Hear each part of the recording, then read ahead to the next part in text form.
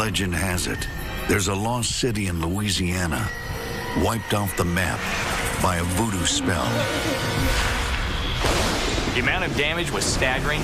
It goes down in history as one of the biggest catastrophes that Louisiana has ever had. Nobody stood a chance.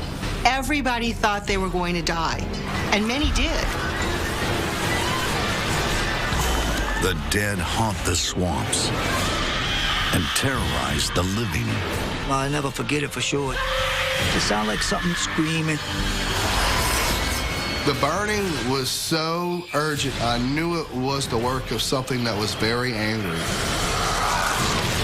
But the true terror comes when the sky darkens, the winds pick up, and a century-old voodoo curse devastates the lives of thousands. It may have just looked like a storm, but they were dealing with something far, far worse.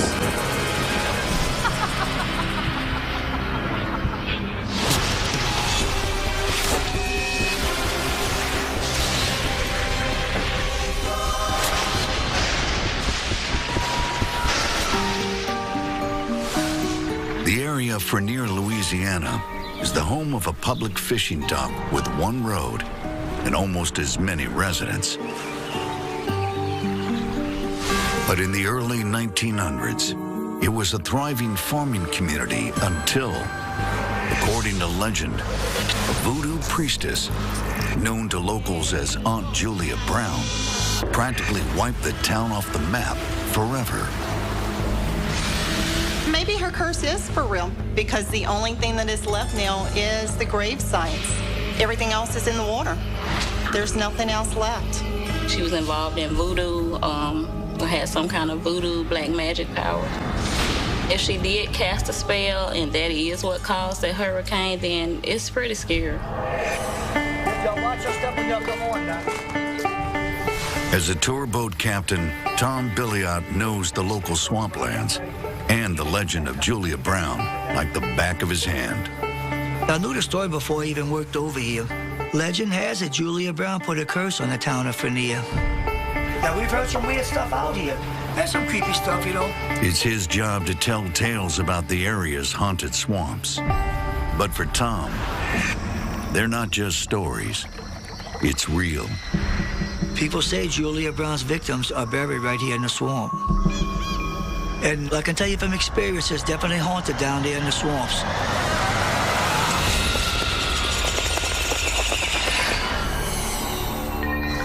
I remember the night very well. It was particularly cool, and I just finished the nighttime swamp tour. And for the nighttime tours, we used tiki torches, several flashlights, and a couple of solar lights off the trees. We put them all around the swamp, sometimes 25 or 30 of them. So once my last tour was over, we would have to go back and turn the lights out and pick up the torches.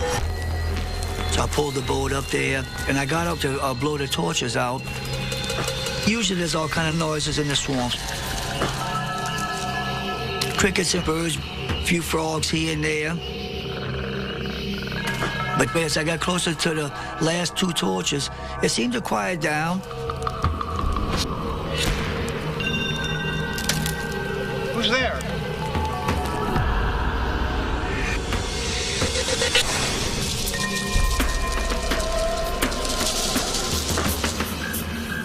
I blew one out, I blew the second one out. I'm standing there by myself in the pitch black darkness. It is so dark, you can't see your hands in front of your face.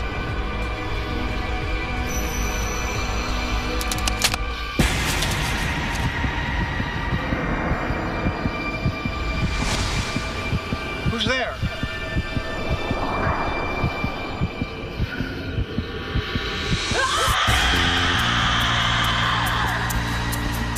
I've never heard anything like this before in my life. I've been all over the swamp, and most things you can identify, like, oh, that's a coyote, that's a raccoon, owl eating a rat or a rabbit. But this was something different. This was more guttural thing. And I didn't want to wait to see what it was. I got out of there fast.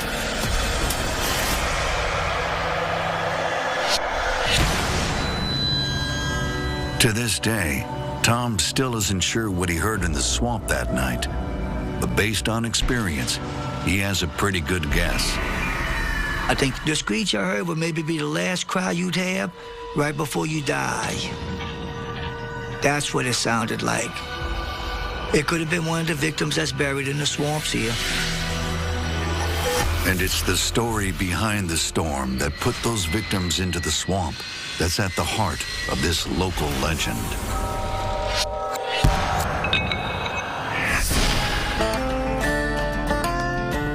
Local historian and museum curator Wayne Norwood has been collecting morsels of Frenier's history for decades, and few people know more about the rise and fall of the town of Frenier better than him. Back in the 1800s, the area around Frenier was a thriving community of farming. Settled by German immigrants in the late 1700s, the swampy soil proved to be ideal for growing cabbages, potatoes, and black-eyed peas. It was a good place to live, and they took advantage of the swamp that was there. They had the lake right there where they could ship out stuff or receive stuff from the lake. So it turned out to be real prosperous for them. And a major component of the farmers' success was the local weather. Louisiana meteorologist Hank Allen has made a career of following these unique weather patterns. Winds blew across Lake Pontchartrain from the east to the west, bringing lots of nutrients across the lake into the soil there, making it a very fertile region. The lake not only contributes to rich soil, but to the moderate climate as well. Being so close to the lake, it's really difficult to get temperatures below freezing. And so settlers at the time were able to grow crops pretty much year-round without having to worry about freezing and crop damage. Between the mild climate and rich soil, Frenier is the perfect place for a thriving farming community. But there is one thing the area lacks: easy accessibility. Surrounded by the lake on one side and swamplands on the other, Frenier residents are essentially left to fend for themselves, even in the most dire times. It was in a deep swamp, so there was no roads. If somebody got sick, they had two options: spend the 25 cents and ride the train to New Orleans to a doctor. And even then, the train might only run once or maybe twice a week. Or they could go to the local voodoo healer, an elderly woman named Julia Brown. Legend has it that Julia Brown had some kind of powers, mixing up different herbs and things that she had got out of the swamp. Not only did she practice voodoo, she was a voodoo priestess. She had the power of voodoo. And in 1915, the local residents believed that Julia Brown not only used her voodoo powers to heal, but to bring about the end of Frenier permanently. Nobody stood a chance. She was far more powerful than anyone ever expected.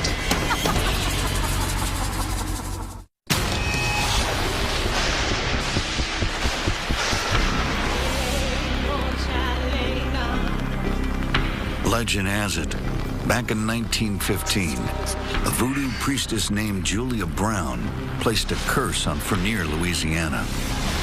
A curse that destroyed the area back then and continues to wreak havoc today.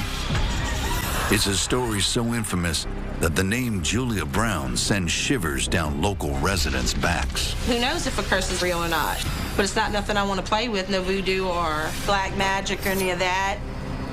It's just something I don't want to deal with.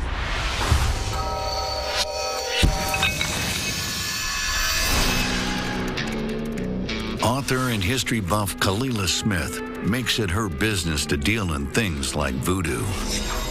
And back in Louisiana in the early 1900s, voodoo could be found in even the smallest of towns. The people of Frenier were very, very secluded, and medical care was very scarce. Back then, if somebody in Frenier got sick, they had two options, basically. They could wait and make the trip to New Orleans and hopefully see a doctor there, or they could see a local voodoo healer. With no other choice, the German immigrants rely on local voodoo priestess Julia Brown for their medical needs. Julia Brown was a local voodoo root worker and practitioner for their medicinal needs. She used voodoo rituals as well as the herbal medicine to do her healing. And the rumor has it that she was not only a practitioner of this herbal medicine, but she was a powerful voodoo priestess. With a strong African and Haitian influence in the southern Louisiana area, voodoo is about as commonplace here as gumbo, and just as complex. There's a lot of fear and superstition surrounding voodoo, but the fact of the matter is voodoo is a religion. Voodoo originated in West Africa, and it traveled with the slave trade to the New World. And because of the greater freedoms that existed in Southeast Louisiana, it was allowed to take root. Today in popular culture, voodoo is often portrayed as evil magic. But back in 1915 in this part of the country, it is cautiously accepted as a faith based on the earth and spirits. In the voodoo tradition, the spirit world and the physical world coexist. So there's always this interaction of our world and their world. And in voodoo, only the most devout and powerful practitioners are given the title priestess. A voodoo priestess like Julia Brown would know the spirit essence of it all, and should be able to talk to the spirits of the nature that all surrounded her. And according to legend, Julia Brown uses that nature to her and the townspeople's benefit, treating aches and pains with anything at her disposal. It was very, very common that they would have used plants, herbs that were indigenous to the area. White willow bark, for instance, it was a pain reliever and also an anti-inflammatory. And it grew naturally in the swamps near Frenier. So the medicine at the time seemed to be magic to these people. Obviously, the people of Frenier depended upon her. She must have been successful in her treatments, or they wouldn't have kept coming back. Julia Brown is paid handsomely for her services, and according to historical records, she becomes a large landowner in the area. The community accepted her, and over the years, started calling her Aunt Julia Brown. But still in all, they were kind of scared of her. Julia Brown, having that kind of power that's so distinct, made her stand out and made her perhaps somebody to be just a little bit wary of, because, you know, someone who controls things that you can't and that you don't have a good handle on is unsettling. And that unsettling feeling only intensifies when Aunt Julia Brown sings her songs. Legend has it, she would sit on her porch and she would sing these strange little songs. But one song in particular that she sang over and over again contained lyrics that said something about when she died, she was going to take the whole town with her. I'll take the whole town with me when I die. And she'd laugh. And this made people a little bit frightened and a little bit unnerved about what she might have in store for them. When I die, I'll take the whole town with me. After all, if Julia Brown has the power to heal, perhaps she also has the power to destroy. I don't think anybody's really sure what Julia's intentions were when she sang this song. Maybe it was a curse, maybe it was a prophecy, but they were very fearful for what might lie ahead of them when she did pass away.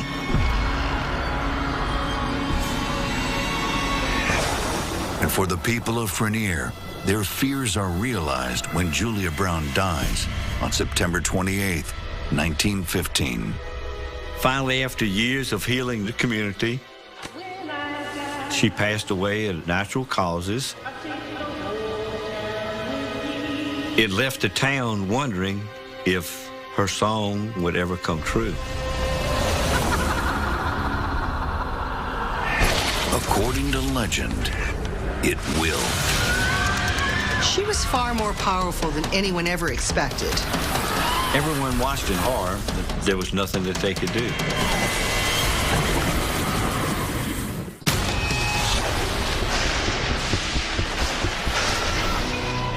A century after its demise, the once thriving community of Frenier is now merely a small strip of sandy lakefront known as Frenier Beach. Frenier now, there's nothing. There's a boat launch there, and they have a restaurant there, and they've got a few houses scattered around. But there's nothing but swamp. That's all you see is just swamp. And legend has it, it's because of the curse of one woman, and that was Aunt Julia Brown. And this legend begins on September 28th, 1915, when voodoo priestess Julia Brown dies. She said that when she died, she wanted to take the whole town with her. So Julia died, and they were afraid of what would happen next. On September 28th, when Julia Brown passed away, the weather was starting to go downhill. The skies were getting cloudy, the wind was picking up, the water was beginning to really become rough over the western side of Lake Pontchartrain. Many residents question if this nasty turn in the weather is the work of Mother Nature or Julia Brown. After all, both seem equally plausible. They were really no strangers to strong tropical systems. A few years before, in 1909, a Category 3 storm produced winds of up to 80 miles per hour and a 15-foot storm surge.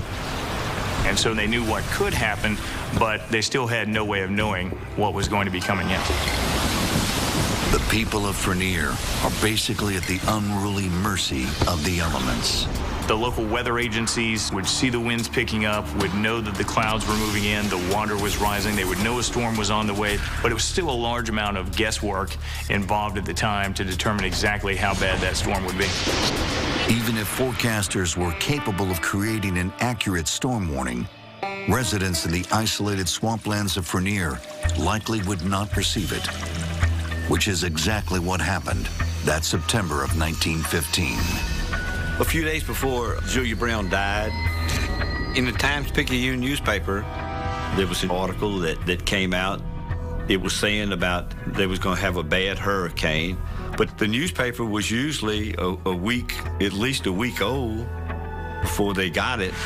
Residents have no idea that a monster storm is hurtling towards them. And by 4 p.m. the following day, the weather turns from bad to worse. Despite their worry, mourners hedge their bets and trudge through the wicked weather to pay their respects at the wake for the powerful voodoo priestess, Julia Brown. People came from everywhere. Some went maybe out of respect. Some went because they were still kind of leery or scared. Maybe if they didn't come, the song that she sang was going to come true.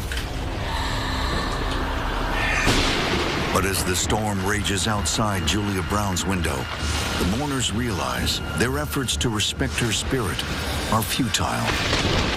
Julia Brown is more powerful than anyone expected, both then and even now. Nearly 100 years later, folks still talk about Julia Brown's curse. For Jeremy Leonard, he's always been curious about the voodoo priestess. It's a curiosity that would eventually get the best of him. I've always been interested in ghost stories, and down here in southern Louisiana, it seems that you hear them everywhere, but I have never been so terrified as to where I decided to mess with the curse of Julia Brown. And it all starts when Jeremy decides to go looking for the grave of Julia Brown. I had heard that the gravesite was haunted, so I decided to go down there one night, find out what it was all about. All right, you ready to do this? Man, I don't know. Well, let's see what all the fuss is about. At first, it felt like any other swamp in Louisiana, but it was like the further we went into the swamp, the quieter it got. And it was a real eerie feeling. Man, I don't know about this. Come on. Let's go. We walked deep into the swamp, and we come up on a spot where there was a black wrought iron fence sticking out of the ground. It was the remnants of a fence that went all the way around the cemetery in the early days. But through numerous hurricanes, that had all been washed away. At this point, I was excited because we had finally found it. This is the place. And I've heard through stories that Julia Brown was supposedly a voodoo priestess. And I wanted to see if we can get a reaction out of her. When it comes to the curse of Julia Brown, Jeremy is about to learn a valuable lesson. Don't play with fire unless you want to get burned. Now I know a voodoo doll was a bad idea.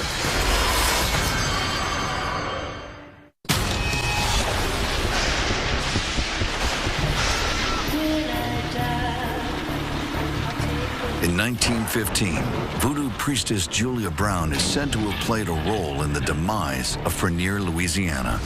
And folks around here believe it wholeheartedly.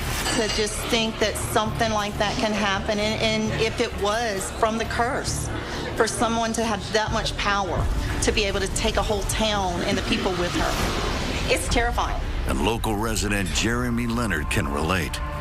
He has experienced the power of Julia Brown's voodoo. I wouldn't say that I was a huge believer in the paranormal, but then I experienced the wrath of Julia Brown, and that's when it all changed. Legend says that Julia Brown was voodoo priestess. So I brought a voodoo doll to see if I could connect with her in any way. And I held it up in the air and I said, Julia Brown, see what I brought? Nothing happened. Julia Brown, show yourself. That's when the atmosphere started to change.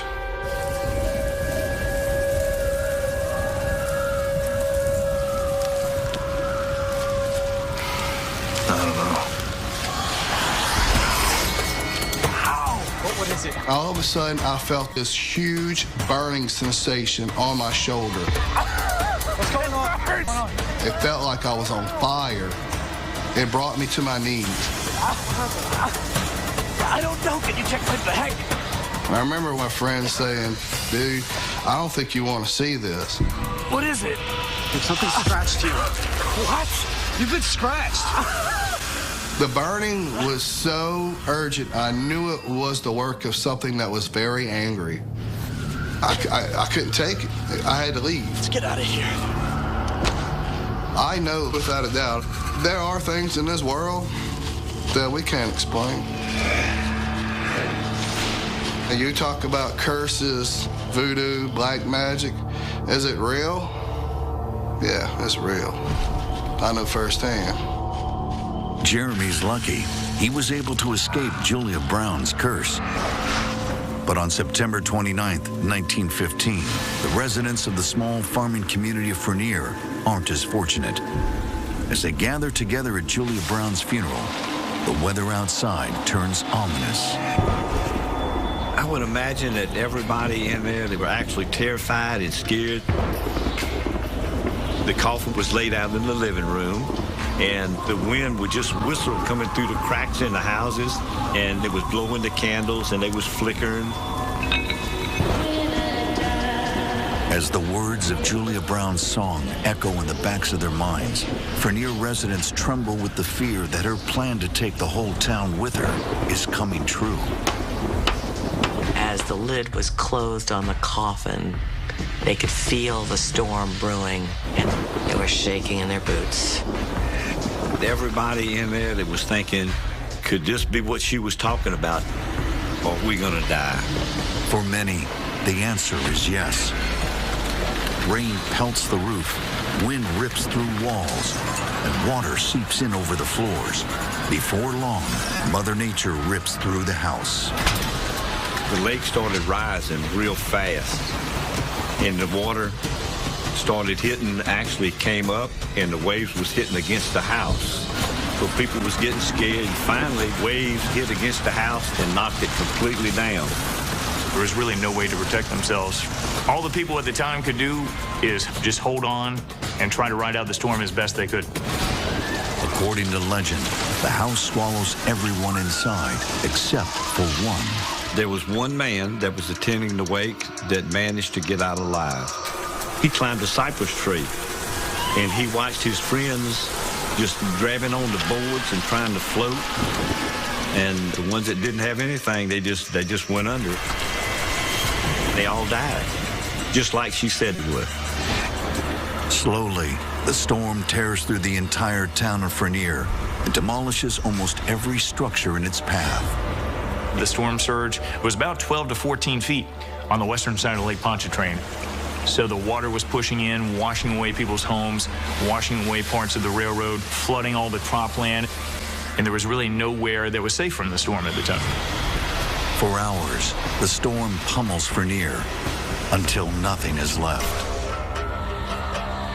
Local historians say nearly everyone attending Julia Brown's funeral dies that day. Nearly a quarter of the entire population of Frenier. The storm that hit Frenier on September 29th of 1915 later became known as the Great West Indies Storm. It was a Category 3 storm with winds estimated around 130 miles per hour and ranks as the 6th highest recorded wind speed with a hurricane here in southeast Louisiana. The slow crawl of the 1915 hurricane makes the storm surge over Lake Pontchartrain all the more deadly. There was extra time for the winds and then, of course, the rain to wreak havoc for at least 12 to 15 hours. That's a lot of water piling up on the western side of Lake Pontchartrain. It doesn't have anywhere to go and eventually flooded that entire area. As the water recedes, all that is left of Frenier are flattened piles of rubble and ruin. This was 2 sets of tracks, and you see that the iron railings, the tracks itself, completely gone. It washed them away. This is a picture where the train cars was actually washed off of the track for 20 miles down this railroad track.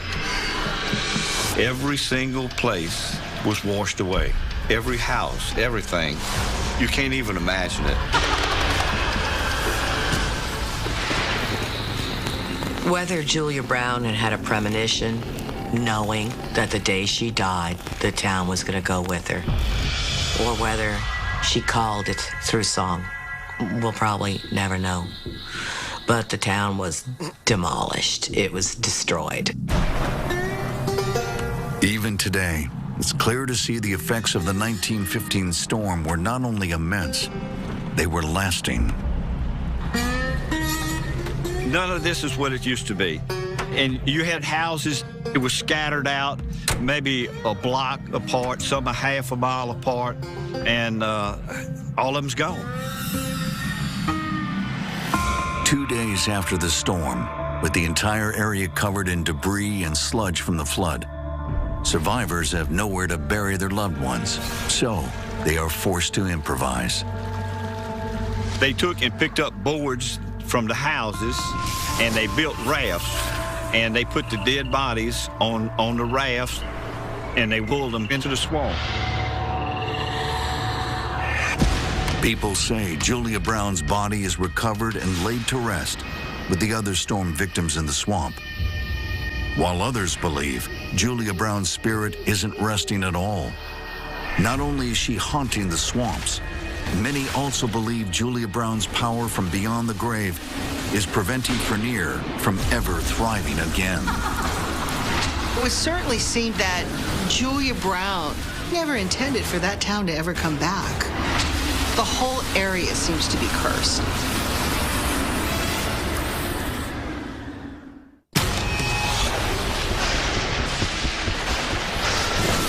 Nearly a century ago, in 1915, the town of Frenier, Louisiana, was destroyed by a vicious hurricane. The victims were laid to rest deep in the swamp, where some residents believe the spirits of the dead still roam today. Just hang out in the woods overnight, and you then come talk to me. Get lost out there. You hear sounds and you hear stuff that you don't normally hear during the day. It's definitely weird.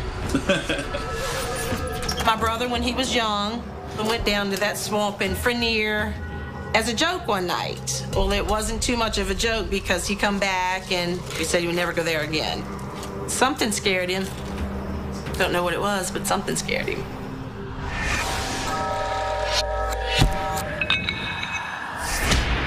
When I die, I'll take the whole town with me. Over the years, the curse of Julia Brown has had many interpretations among Frenier locals. Even Wayne Norwood isn't sure. Maybe it was because she loved the people so much when she died, she wanted to take them with her. On the other hand, she might have had some bad experiences there, and whenever she died, she wanted to take everybody with her and just end everything. No matter what her intentions was, by singing a song over and over, it cast some type of spell. And many believe her promise to take the whole town with her has lasted well past the storm of 1915. Over the last century, we've had storm after storm after storm. So it would certainly seem to many people that Julia Brown never intended for that town to ever come back. The whole area seems to be cursed. In the past 100 years, since the storm of 1915, hurricanes have continued to wreak havoc in the Gulf region. And Frenier is right in the danger zone. Southeast Louisiana is very susceptible to these dangerous storms. It's all because of the flow in the atmosphere, because of the high pressure area over the island of Bermuda that basically funnels stronger storms right into the northern Gulf of Mexico. We also have a current of water that oftentimes reaches well above 90 degrees, and warm water helps to strengthen storms. It can make them more intense. So all those ingredients really come together to make Southeast Louisiana a very dangerous spot when it comes to hurricanes making landfall. The strong storms have made it harder for Frenier to recuperate. The closest that Frenier ever come back to life is in 1931 when they built a Frenier Beach Resort. But the Frenier Beach Resort doesn't last long. It was a nice vacation spot for local people around the region to go to. Unfortunately, it just kept getting knocked down time and time again. There's a strong hurricane in 1947. It knocked out a lot of those buildings in Frenier. Of course, Hurricane Betsy, billion-dollar Betsy as it's called, was the first storm to ever produce $1 billion worth of damage. That came on shore and created just catastrophic damage across Southeast Louisiana. So, unfortunately, as attempts were being made to rebuild Frenier and revitalize that area, Mother Nature was not cooperating. Or perhaps it's Julia Brown who is not cooperating. No matter how hard anyone tries to rebuild the area, Julia doesn't want to let it happen. She will not allow that town to live without her.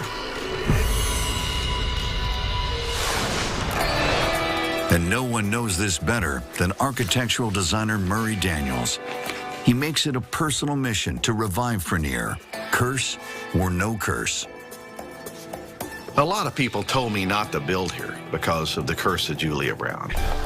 But after purchasing an area of the shoreline where Frenier once stood, I wanted to build a restaurant and a home here to start the community regrowth back to where I thought it should be. So Murray and a team of engineers get to work rebuilding the town, literally. I ended up building the land out 476 feet. We built it up 7 to 8 foot above sea level. And I designed my restaurant with the engineering that was strong enough to withstand the storms in this area. I was convinced that it would probably withstand anything that the weather threw at me. But the curse of Julia Brown is not easily challenged, and anyone standing in the way is sure to suffer dire consequences. We woke up to a nightmare. I'd never seen anything like it.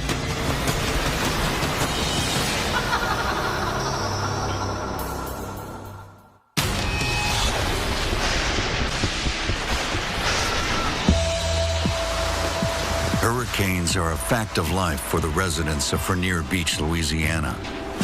And some locals believe the recurrent storms are a direct result of a century-old voodoo curse. You go to any other place, a snowstorm, an earthquake, or whatever, it happens very rarely, but here it continues to happen. So I think Julia Brown's curse holds true.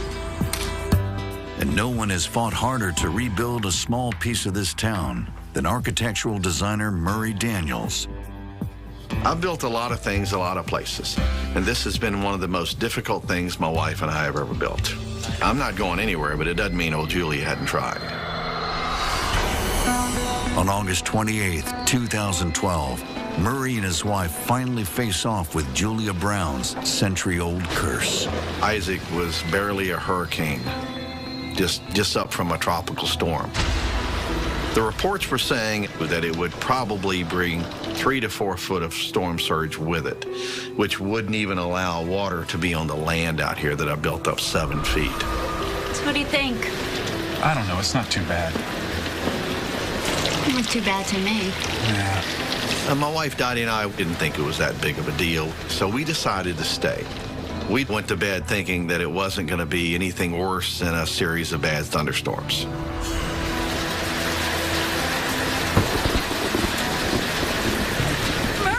In the morning, Dottie woke me up from a dead sleep. Murray, what is it? She made the comment, "What is that noise?" Where does it go? You couldn't see through any window because it was just slamming rain. Oh my God. I've got to get out of here. It was just the howling of the wind, the lightning, the rain. I ran down the stairway and realized that the water was up 3 or 4 feet below the house already, and there were 2 500-gallon propane tanks that had lodged underneath our house, spewing liquid propane. Help me!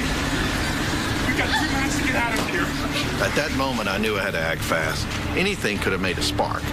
If the tanks were to explode, I knew we would die. And I knew that the restaurant was a better place to be. It was built post-Katrina, which was built to a much stronger set of standards than the home was. So I strapped a life preserver on my wife, tied a rope from me to her, You okay? and started the 150-foot trek through the water and the waves to get to the restaurant. It was amazing that we didn't both drown. The next day, I couldn't believe my eyes. Water was 12.5 foot deep everywhere around us. The lake had swallowed the entire community of Rainier. With his beloved Rainier Beach underwater, Murray helplessly watches the area wash away into the swamps once again. But thanks to their durable construction, Murray's restaurant and home survived Hurricane Isaac, but little else does. Hurricane Isaac produced over $2 billion worth of damage. 5 people were killed, flooding in areas that really usually don't see flooding. So Isaac was a very destructive storm. And it won't be the last storm to hit Rainier either, especially if Aunt Julia has anything to say about it. What I have learned since I've been back here is that I respect the curse of Julia Brown. There's no doubt there will be more storms back here, but all I can say is we will do our best to continue Rainier.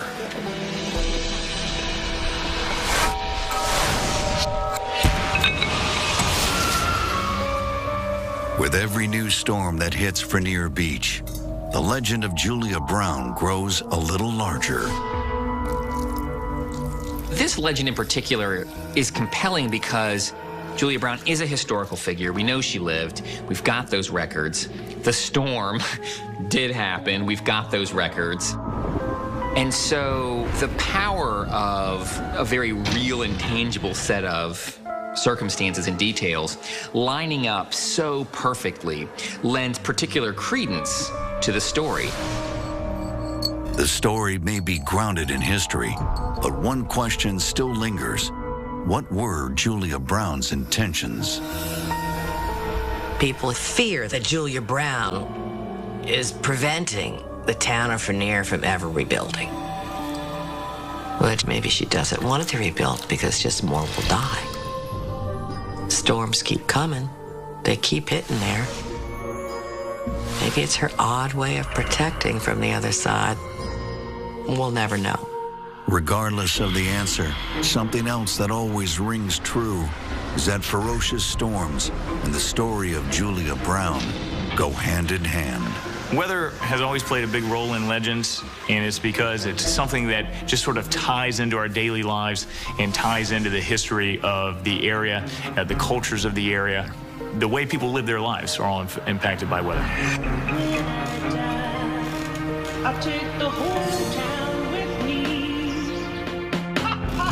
The pivotal piece of this legend is the synergy between this prophetic song that people remember Julia singing on her porch as prophecy, and then the fulfillment of that prophecy on the day of her funeral. This wasn't a storm like any other storm. It's a storm that the town never fully recovered from.